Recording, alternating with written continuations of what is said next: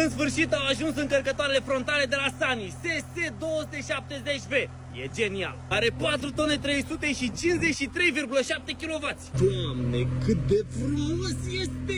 Oh my god! Cred că este cel mai frumos încărcător frontal pe care l-am văzut până acum. Are motor Yanmar care dezvoltă 53,7 kW. Hai să vedem până la ce înălțime ajunge. Oare merge să încărcăm în 8x4?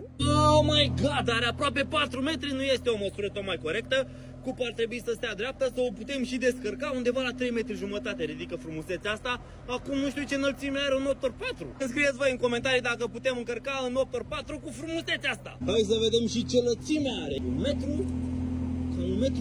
m are, băi. Hai să vi-l prezint puțin și la interior, să vedeți cât de mișto e. Are cabină închisă, nu te ninge, nu te plouă. Ai aici un spațiu pentru depozitare, grilele astea pentru aer foarte frumoase. Cabină închisă, display-ul ăsta frumos, aer condiționat, accelerație la picior, comenzi pe joystick-uri, balans, să-ți vină cupa drept, o grămadă de auxiliare, prindere rapidă hidraulică, uite acolo cilindru, Sunny frumos scris acolo, beculețe, foarte multe auxiliare aduse pe braț, spațiu de depozitare, avem aici unde să ținem și sticla cu apă, difuzoare pentru muzică, avem radio aici, avem de toate, geamuri pe lateral, uite cât de frumos coboară manșele astea sau cum naiba să o numim pe pornire din buton cu galben, parcă am mai văzut undeva butonul ăsta.